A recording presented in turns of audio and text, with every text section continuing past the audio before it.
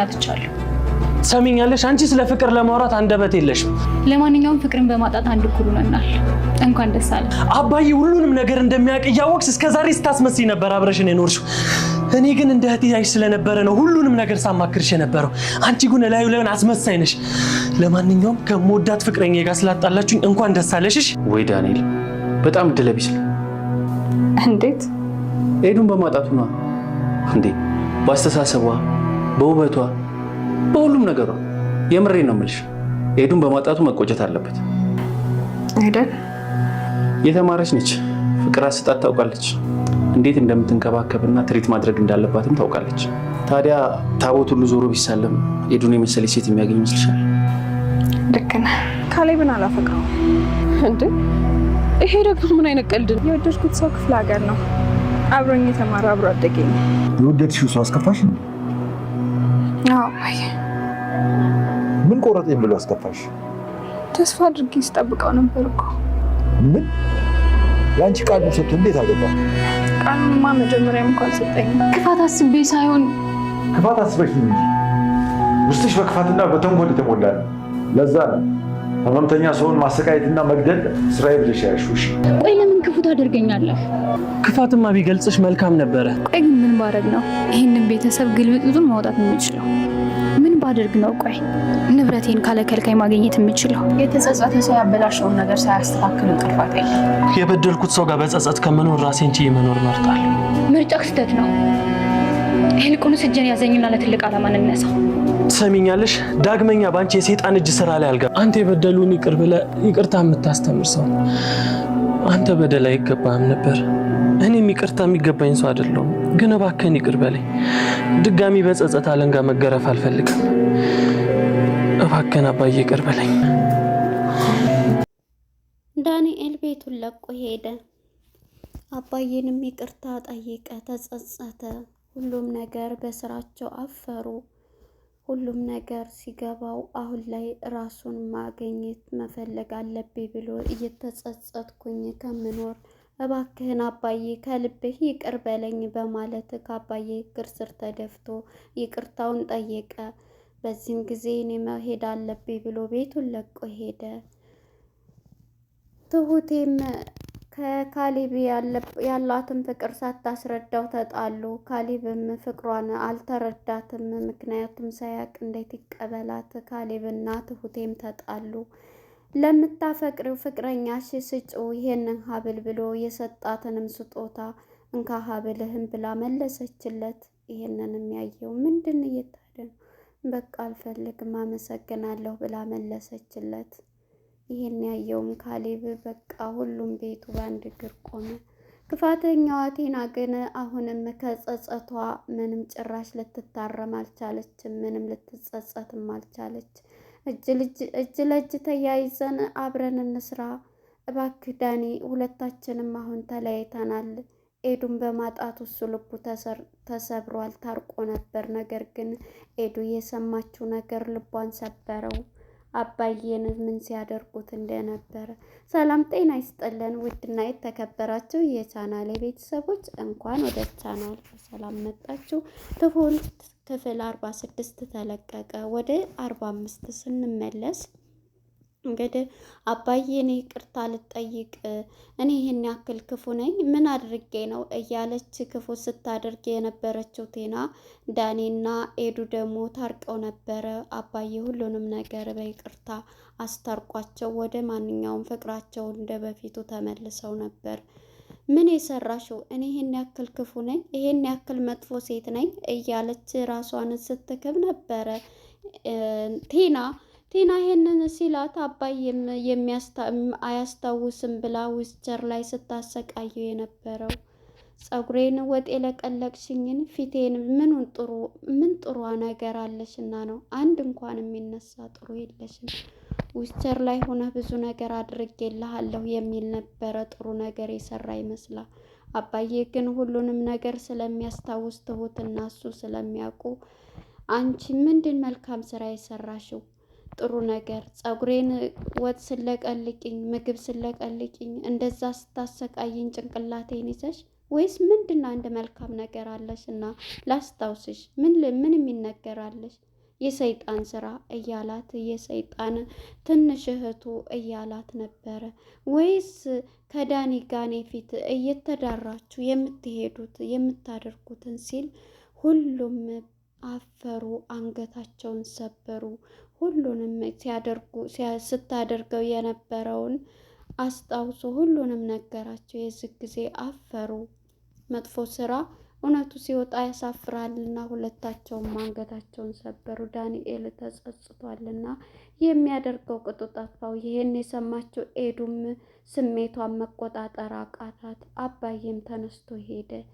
ኤዱም በንዴት ተነስታ ሄደች። ኤዱ ብሎ ሊናገራት ቢል እሷ ተናዳለች። እንዴት ይሄን ሁሉ አባዬም ይቅርታ ልጄ፣ እሷ እንደዚህ ባለችው አንቺ ፊት ይሄን ቃል መናገር አልነበረብኝም እያለ ነበረ ሲላት፣ እንዴት ይሄን ሁሉ በደል ተበድለህ አንተ ጥሩ እንደሰራ ይቅርታ ብለህ ልታስታርቀን ወደድክ ብላ ትለዋለች። ይህንም በምትለውም ጊዜ በቃ አንቺ ፊት ማለት አልነበረብኝም፣ ፊትሽን እኮ ዙረሽ ነው የምታናገረኝ ቢሏትም ኤዱ ተናዳለች።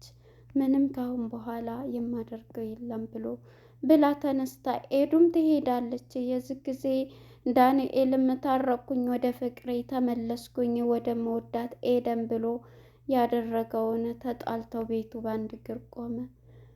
ዳንኤልም መጥቶ በጣም አስመሳይና በጣም የምትገርሚ ሴት ነች በማለት ከትሁት ላይ ይጮህባታል። ትሁት ቁጭ ብላ ነበርና ምንድና በምትለው ጊዜ ይህን ያክል ጊዜ አንቺ አብረሽ ስትኖሪ ከአባዬ ጋር እንደሚያስታውስ እኔ ሁሉንም እህቴ ነሽ ብዬ ሳማክረሽ እንደሚያስታውስ አንድ ቀን ነግረሻኝ አታውቂም። ያቃል ብለሽ በጣም ክፉ ነሽ፣ በጣም ትንሽ እያለ ይጮህባታል። ዞር በልልኝ ትለዋለች። እሷም ማለት ነው ተነስቶ ይሄዳል። ጮህባት ማለት ነው። ምንድን የሚቀረኝ ነገር አለ? ከመወዳት ኤዱ ጋርም ተጣልቼ ተለያይቻለሁ። ካሁን በኋላ አንተ ነውርህ የሚያሳፍር ሆነና ነው አሁን ላይ እንትን የምትለው? ሲነግሩህ እንኳን መቼ ቢነግሩህስ መቼ ወጣ? ይሄው አሁንም ተቀምጠሃል ስትለው ነበረ። ይሄን እንኳን ሰምተህ ስትለው ነበር። እና ተነስቶ ይሄዳል። ተናዶ ገብትሯን ማለት ነው የሚያስታውሰውን። የዚህ ጊዜ እሷም ኪችን ነበረች በፍቅር ልቧ የተያዘው በካሌብ ፍቅር። ካሌብም እንግዲህ ከድንገት ኪችን መጥቶ ምንድን ነው ቤቱ ምን ሆኖ ነው ጭር ብሏል? ልሳ ምንድን ነው ችግሩ እያለ ነበረ። የዚህም ጊዜ መልሰው አባዬ እንደሚያስታውስ ሁሉንም ነገር ነገራቸው። የዚህ ጊዜ ካሌብ ኤዱና ዳንኤል ተጣሉ መልሰው ሲል አይ ዳኒ አልሆነለትም በማለት ይላታል። እንዴት ስትለው እሷን የመሰለች ስነ ምግባሯ፣ ሁለመናዋ፣ ስነ ስርዓቷ የተማረች ፍቅሯን እንዴት አርጋ ትሪት እንደምታደርግ ሁሉ የምታቅ እችን የመሰለች ስንት ቦታ ታቦት ሄዶ ቢሳለም እማትገኝ እኮ ናት እያለ ሲል ስሜታዊ ትሆናለች። ትሁትም አይደል እያለች ማለት ነው። ምክንያቱም እሷ ደግሞ በእሷ ፍቅር እንትን ስላለ በቃ እሱ ደግሞ ልቦ ወደ እሷ ወደ ኤደን ሂዷል ማለት ነው። እንደዚህ ሲላት ስሜታዊ ትሆናለች።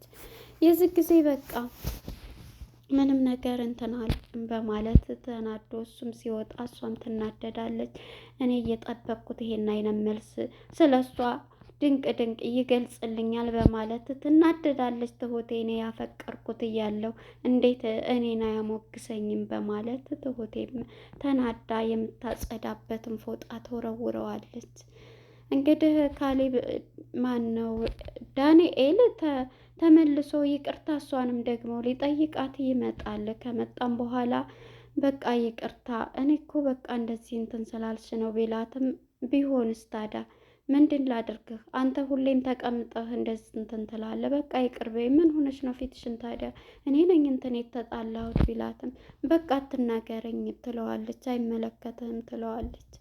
የዚህ ጊዜ በቃ ተጣልተው ከእሱም ጋር ይቅርታ ብያለሁ ትሎ ትሄዳለች። እሷም እንግዲህ ተነስታ ከሆነ ቦታ ትቀመጣለች ማለት ነው። እየጠበቀቻት ነበረ ኤዱን ማለት ነው። ኤዱ ጋር ሲገናኙ ሰላም ትላትና ኤዱ ልቤ ተሰብሯል ትላታለች ኤደን ለትሁቴ። ትሁቴም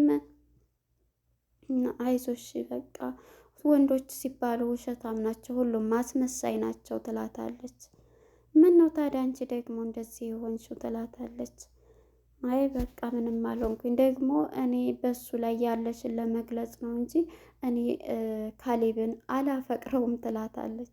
እንዴ እየቀለድኩ ነው በይኝ፣ እየቀለድኩ እንዴት እንደዚህ የህፃን ልጅ ስራ ትሰሪያለች በማለት ትሁቴም ትጮህባታለች።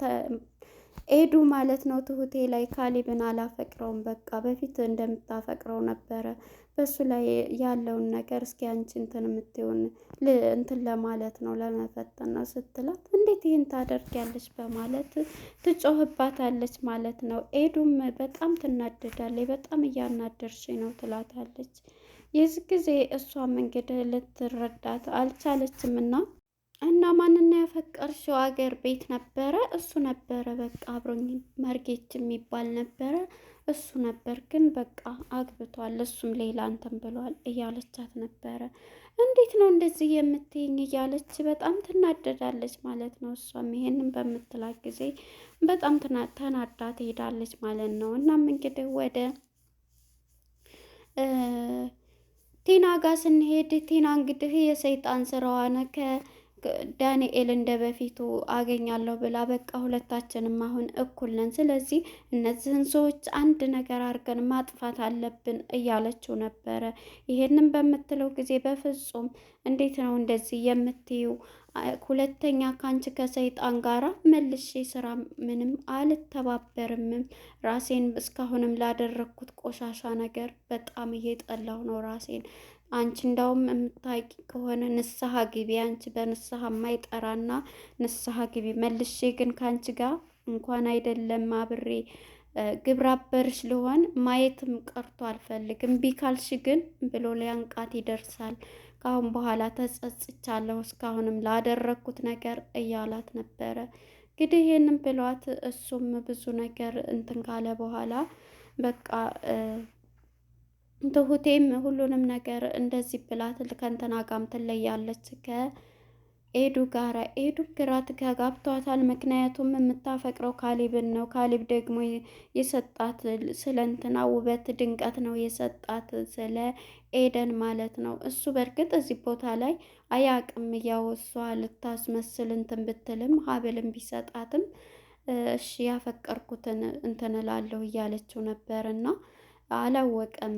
ከዛም በኋላ እሷም ሱቅ ውጭ ስለተናደደ እንትን በትል አምሽታ ነበርና ከኤዱ ጋራ ተገናኝታ አንቺን ደግሞ ምንድን ብለን ነው እንትን የምትይው? ሁለተኛ ሲመሽ ከዚህ ቤት እንዳትወጪ ብሎ ይጮህባታል። በዚህ ጊዜ በሚጮህባት ጊዜ በጣም ግራ ትጋባለችና ምንድን ነው የምትለው? እንዲህ በቃ አንተ ማን እንትን ተባለ? እረፍቴ ከሆነ ስራ ጨርሻለሁ፣ ምንድን ሆነህ ነው እያለችው ነበረ። በጣም ይናደዳል፣ ይበሳጫል ማለት ነው። አሁንም ይጣላሉ። አባዬም እንደዛ አንቺን በመጠበቅ ደግሞ ሁለተኛ እንዳወጭ ከቤት በሚላ ጊዜ አያገባህም ትለዋለች። እኔ እኮ ባሪያህ ሳልሆን ልሰራና እንትን ልል ነው የመጣሁት ትለዋለች። የዚህ ጊዜ እንግዲህ እሱም ይሄንን በሚላ ጊዜ በጣም ትንትላለች ማለት ነው። ትናደዳለች፣ ተበሳጭታለች ማለት ነው። በዚህ ጊዜ እሷም ተነስታ ወደ ቤቷ ስትመለስ አባዬ ምን ሆነሽ ነው ይጠራትና ምን ሆነሽ ነው በሚላት ጊዜ ደብሮሻል ሲላት ምንም አልሆንኩኝ፣ አዎ አባዬ ምንድን ነው ችግሩ በሚላት ትነግረዋለች። ያ የማፈቅረው ሰውዬ አገባ ትለዋለች። እንዴ ላንቺ ታዲያ ያለው ይመጣላ እንዴት እንደዚህ ቃሉን ያጥፋል ይላታል። አይ እሱ እኮ አያቅም እኔ ነኝ የማፈቅረው እንጂ እሱ እኮ አያቅም ይላታል። ውይ ከባድ ነው እኮ በቃ ላንቺ ያለው ይመጣል። ያኔ ደግሞ እኔ የአባትነቴን ድል አድርጌ እድርሻለሁ ልጄ አይክፋሽ እያላት ነበረ። እኔ የልጄን ጸባይ መች አጣሁትና እያሉ ነበረ ማለት ነው። ሽማግሌውም ይህን እያላት እሱ ያላወቀው ነገር እሷ በካሌብ ፍቅር ነው እየወደቀችው ማለት ነው። ካሌብም እንግዲህ ይህን እያለ እሷ ተነስታ ወደ ሱቅ ልትሄድ ማታ ላይ በሩን ከፍታ ስትወጣ ተከትሎ የት ልትሄጂ ነው በሚላትም ጊዜ ሱቅ ነዋ ዕቃ ልገዛ ትለዋለች። በዚህ ጊዜ ሲጮህባት አባዬ ይሰማና ይቆጣዋል። ምን አገባህ አንተ? ምንስ አገባህ? አንተ ነህ ታምሜ እንደዛ ስሰቃይ ዊልቸር ላይ ያዳንከኝ እያለ አባትና ካሌብም ይጣላሉ ማለት ነው። ማን ነው ገድፎ ማን ነው ያዳነኝ? አንተ እኮ ትተኸኝ እንዳውም ስለሚስትህ በጎ ነገር ነበረ ስትሰራ የነበረው ስታወራላት የነበረው። አየህ ይሄ ህይወቴ የኖረው ዛሬ ዝላይ የቆምኩት በሷ ነው ይሉና አባትና ልጅ ይጣላሉ ማለት ነው። ሁለተኛ ትሁቴ እንዳትናገር በማለት እሱም ተናዶ ይሄዳል ማለት ነው። ወደ ዳንኤል ጋር ስንሄድ እንግዲህ ዳንኤል እጄን ያዘኝና አብረን ተገዳድፈን እንስራ ትለዋለች። ሰይጣኗ ኤዱ ማነች ቲና ማለቴ ነው።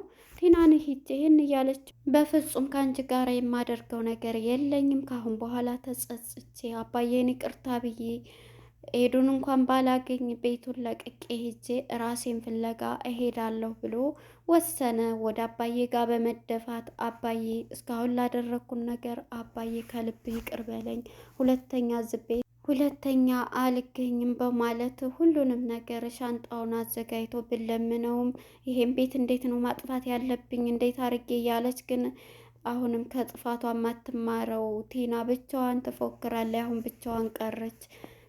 ዳንኤልም ይቅርታ በመጠየቅ ተጸጽቶ አባዬ ላይ በመደፋት ቤቱን ለቆ ሂዷል ማለት ነው። አባዬም በቃ ይቅር ብያለሁ ብሎታል። ተነስቶ ቤቱን ለቆ ሂዷል። ዳኒ በንስሐ ይመለሳል። ግን ቲና መቼ ነው የምትመለሰው የሚለውን ቀጣይ እናያለን። ካሌብና ትሁቴስ መቼ ነው በአንድ የምናያቸው? ይታረቁ ይሆን? የሰጣትንም ሀብል መለሰችለት። እንካ ብላ ስትመልስለት ግራ ተጋብቷል። ለነበረን ቆይታ አመሰግናለሁ።